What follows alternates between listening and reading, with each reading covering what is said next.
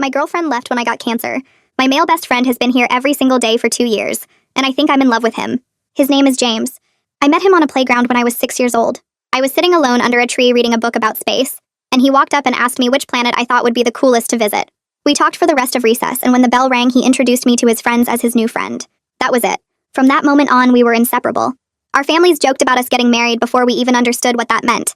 I went on vacations with his family, stayed over at his house constantly, got in trouble for talking during class together every single day. When we got to high school and everyone started dating, he asked me to the first dance and I said yes. We just became boyfriend and girlfriend by default. Nothing really changed except there was more hand-holding and our parents got stricter about sleepovers. But kissing was always hard for me. I did not understand why. He never pushed me on it. Not once.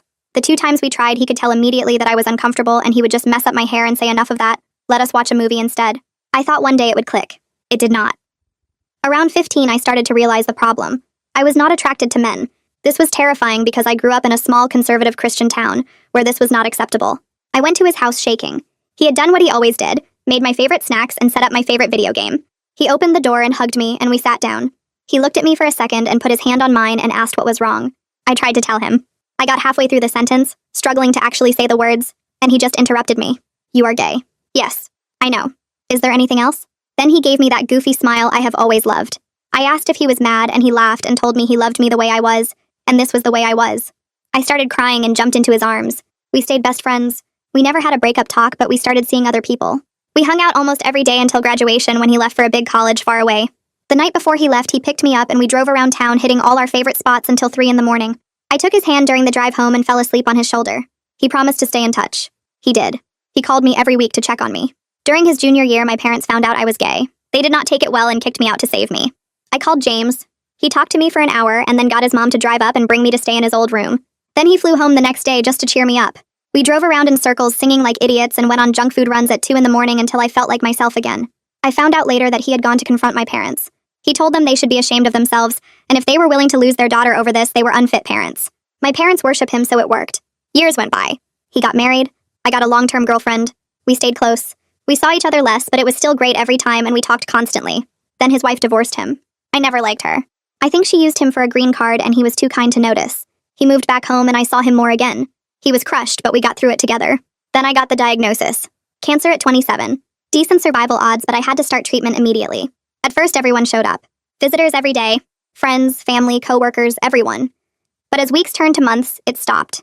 People came once a week, then once a month, then not at all. When things looked bad around the 8th month mark, my girlfriend broke up with me. She said she loved me but could not handle watching this. Almost 2 years in now, and there are only 5 people still here. My mom, my dad, my sister, my best friend Amanda, and James. James is here every single day, every day, for hours. He has maybe missed 20 days in 2 years because of work travel, and even then he calls me. He comes in and asks how his amumu is doing, and he listens. He brings my favorite snacks when I can have them, board games we used to play, old video games on a handheld so we can play together. He sings to me and shows me pictures of places he has been that I would like, and talks about taking me there when I am better. He sits and holds my hand in silence, so I will not be alone until the doctors tell him visiting hours are over. I wake up alone in my hospital room. The morning light comes through the blinds and makes stripes across the white sheets. My first thought is not about the pain in my chest or the IV in my arm. It is about James. I want him here right now, not the way I have wanted him here every day for 2 years as my best friend. This is different. This is the kind of wanting that makes my stomach flip and my hands shake. I have never wanted a man like this. Not when I dated James in high school before I understood myself. Not ever. The feeling scares me so much I almost text him, but I grab my phone and pull up Amanda's contact instead. Can you come by today? I need to talk.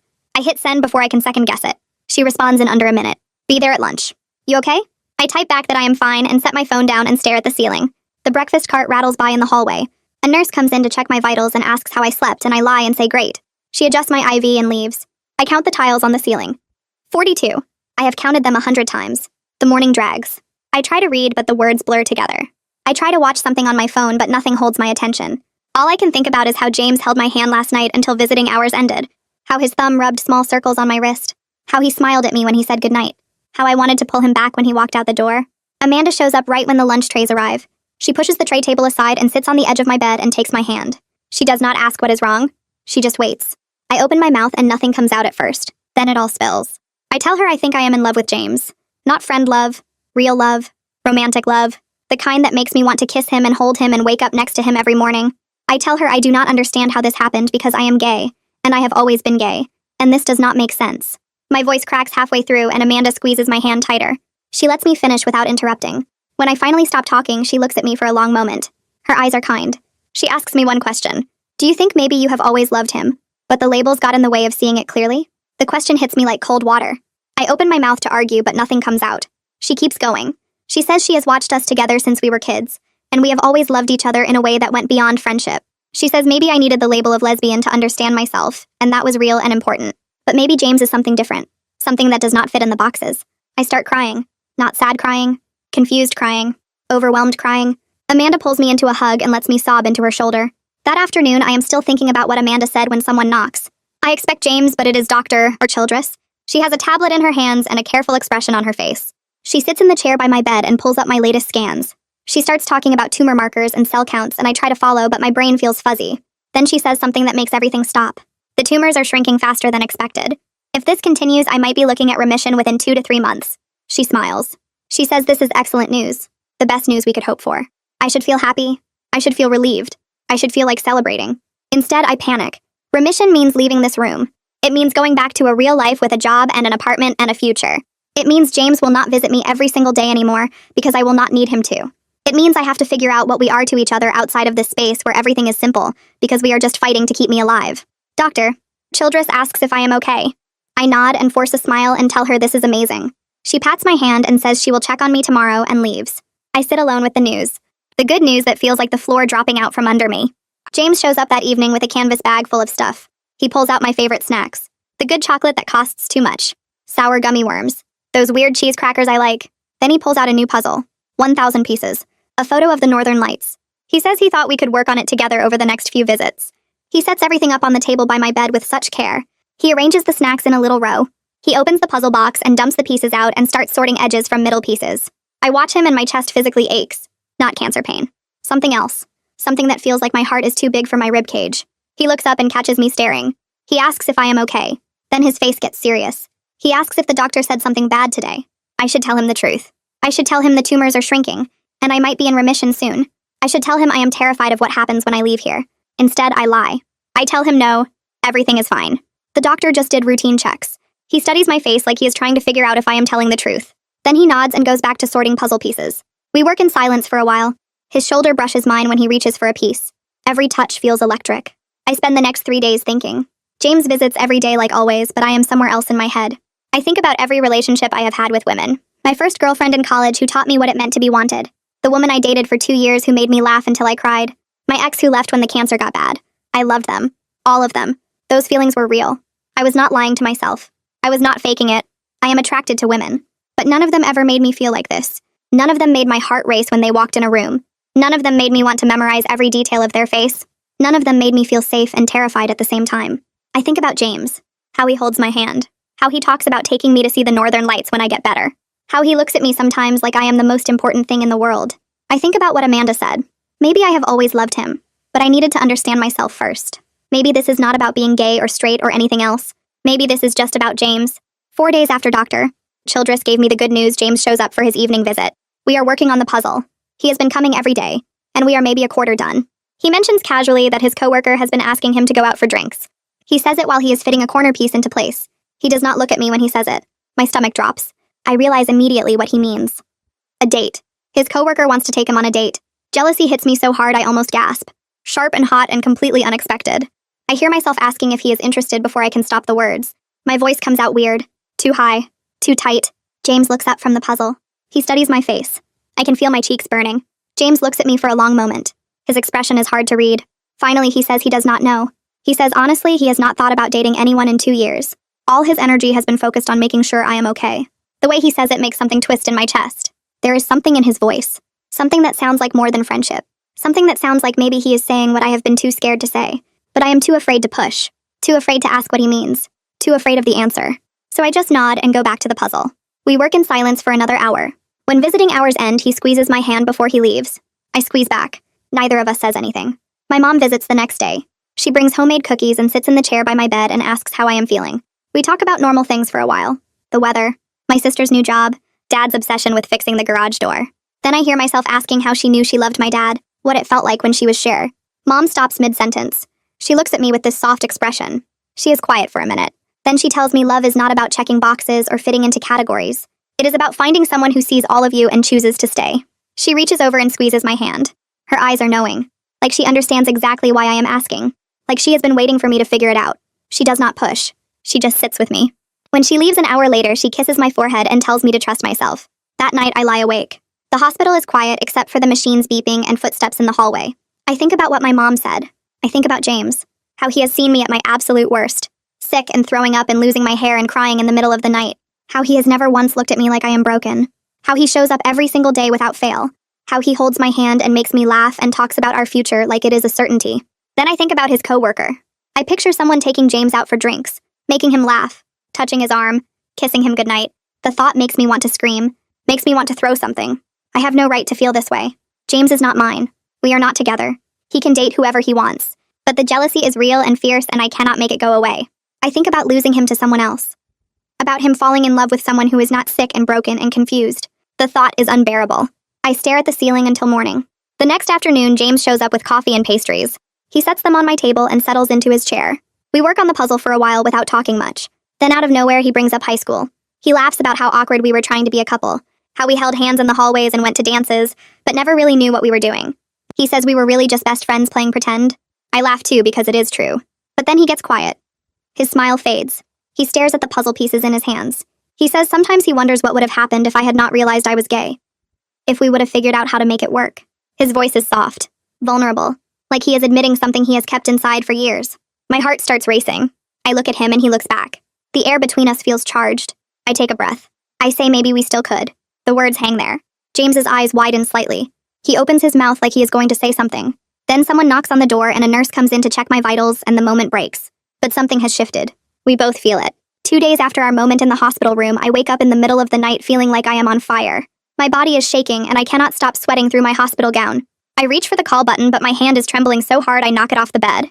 A nurse doing rounds sees my light on and comes in, and I watch her face change when she takes one look at me. She calls for help, and suddenly there are 3 nurses in my room hooking me up to monitors and taking my temperature and starting new IVs. One of them tells me my fever is dangerously high and they need to run tests immediately. They wheel me down for scans and blood work, and I am too weak and disoriented to be scared. When they bring me back to my room, the sun is coming up and I have so many tubes and wires attached to me that I look like something from a science fiction movie. Doctor. Childress comes in around 7 and sits down next to my bed with a serious expression. She explains that I have developed an infection, and we need to get it under control immediately, or it could become life-threatening.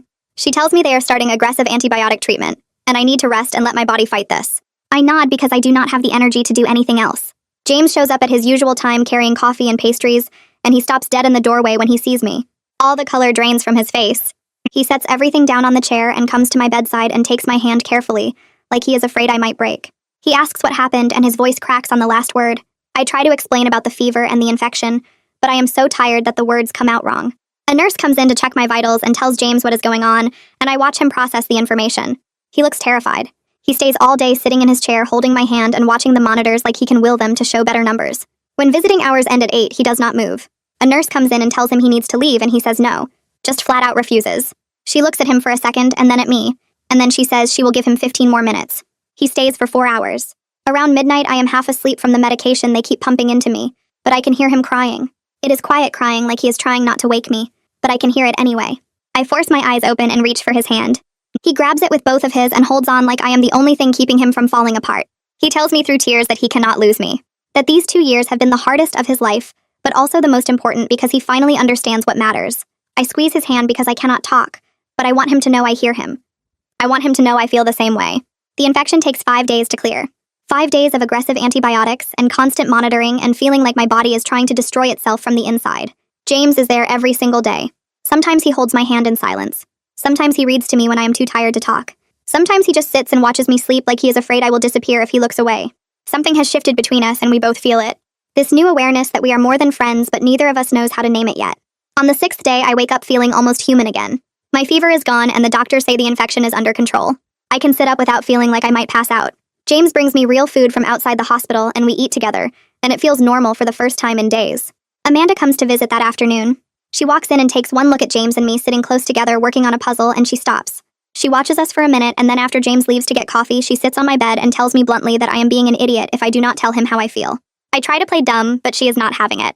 She says she has watched us together for 2 years and we have been in love the whole time. We just needed to figure it out for ourselves. She says James looks at me like I am his whole world, and I look at him the same way, and we are the only two people who cannot see it. I want to argue, but I cannot because she is right. That weekend, James mentions casually that he is going out with Khalid. He says it like it is no big deal, but my stomach drops. I spend the entire evening anxious and miserable. I check my phone every 5 minutes, even though I know he will not text while he is on a date. I try to watch TV, but I cannot focus. I try to read, but the words blur together. All I can think about is James sitting across from Khalid at some restaurant laughing and talking and maybe holding hands. The thought makes me feel sick. Around 9, my phone buzzes, and it is James asking if he can come by even though visiting hours are almost over. I text back yes immediately. He shows up 20 minutes later looking tired and sits down heavily in his usual chair. I ask how it went and try to sound casual. He says Khalid is nice, but all James could think about the whole time was that he would rather be here with me. My heart starts racing. I take a shaky breath and tell him I have been thinking a lot about us lately. About how what I feel for him is different from friendship and I do not know what to call it, but I know it matters. He goes very still. He asks me what I mean exactly, and I can see hope and fear fighting in his expression as he waits for me to find the right words. I tell him I think I might be in love with him, and I do not understand it, because I have never felt this way about a man before, but I cannot deny it anymore. He stares at me for a long moment and then he stands up and leaves, just walks out of my room without saying anything. I lie there in shock. The next day, James does not show up for his visit. I text him asking if he is okay and get no response. I text again an hour later and still nothing. I spend the whole day convinced I ruined everything, that my confession made him uncomfortable and now I have lost my best friend by wanting more than he could give me. I cannot eat. I cannot sleep. I just lie there staring at the ceiling thinking about how stupid I was to say anything. The nurses ask if I am okay, and I lie and say I am fine. My mom calls and I let it go to voicemail because I cannot talk to anyone right now. By the time the sun goes down, I am spiraling. James appears the following morning looking like he did not sleep. His hair is messy and he has dark circles under his eyes, and his clothes look like he slept in them. Before I can apologize, he sits on the edge of my bed and takes both my hands. He tells me he stayed away because he needed to be sure about what he wanted to say. He says he has been in love with me since we were teenagers, but he thought he lost his chance when I came out. He says these 2 years watching me fight cancer have been torture because he wanted to be more than my friend, but he would never pressure me when I was vulnerable. He says he left because he was overwhelmed and scared and he needed time to think. But he is here now and he is sure. We talk for 3 hours about everything. About my identity and his feelings, and what it means that I am attracted to him when I have only ever been attracted to women before.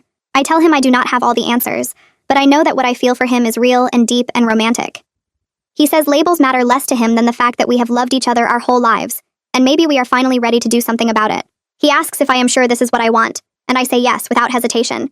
He leans in slowly, giving me every chance to pull away. When he kisses me, it feels completely different from those awkward attempts in high school. This kiss is gentle and certain and full of 2 years of longing. When we finally break apart, I am crying because it feels right in a way I never expected, like coming home to a person instead of a place. He wipes my tears away with his thumb and smiles that goofy smile I have always loved, and tells me he has been waiting his whole life for this moment. 3 weeks go by in a blur of tests and scans and more tests. James is there for every single one, sitting in the waiting room while they run my blood work, or holding my hand through the CT scan, when the machine makes those weird clicking sounds that still freak me out. On a Tuesday morning, Dr. Childress walks into my room with a smile I have not seen before. She sits down and tells me my scans are clear enough that we can start planning for discharge. The words take a second to sink in. I need regular monitoring, but I am officially in remission. James jumps up from his chair and grabs my hands and we both start crying. Happy tears this time instead of scared ones. The hospital social worker comes in an hour later with a stack of papers about outpatient care and support services I will need as I transition back to normal life. She talks about therapy and support groups and regular checkups, and I nod along, but mostly I just keep looking at James, who has not stopped smiling since Dr. Childress left the room. Coming home to the apartment James helped me find near his place 2 weeks later is overwhelming in the best way. It is small and the carpet is kind of ugly, but it has big windows that let in actual sunlight and a kitchen where I can cook my own meals. The first week I spend most of my time just enjoying simple things. Making scrambled eggs without a nurse checking my vitals. Taking a shower that lasts longer than 5 minutes. Sleeping in a real bed with sheets I picked out myself instead of hospital blankets that smell like bleach. James comes over every single day still, but now we watch movies on my couch instead of in a hospital room. We order takeout and eat it at my tiny kitchen table, and he helps me hang up pictures on the walls. Slowly, we figure out how to be together as a couple outside the crisis that brought us here. It feels strange at first because we spent 2 years in a place where everything was about survival, and now we have to learn how to just exist together without that pressure. 2 months after remission, James invites me to a casual dinner with some of his friends at this Italian place downtown. I am nervous because I have not been around groups of people in so long, and I worry about how to explain us. When we get there, his coworker from the date shows up, and I tense, but he is actually really nice and does not make it weird. Someone at the table asks how James and I got together, and I freeze for a second. Then I just start talking. I tell them the whole story without shame. About growing up together and my coming out and the cancer and falling in love with my best friend during the worst time of my life. I explain that I identify as a lesbian, but I fell in love with him anyway. James squeezes my hand under the table while I talk about how love is more complicated and beautiful than any label can capture. His friends listen and nod, and one of them says, "That is the most romantic thing she has ever heard." On the drive home, James tells me he is proud of me for being honest. And I realize I am proud of myself too. 6 months into remission, I am stronger and healthier than I have been in years. I go to support groups twice a week where I meet other people who understand what it is like to survive cancer in your 20s. I see a therapist who helps me work through the trauma of thinking I might die before 30. I go to regular checkups where Dr. Childress tells me my numbers look good, and I should keep doing whatever I am doing. James and I build a life together that feels both brand new and like it was always meant to be. We talk about the future carefully because we both know my health will need monitoring for years, and relationships take work outside of crisis mode. Some days are hard when I get scared about the cancer coming back, or when we argue about stupid things like whose turn it is to do dishes. But when he pulls me close at night and tells me he is exactly where he wants to be, I believe him completely. We already survived the worst together and chose each other anyway.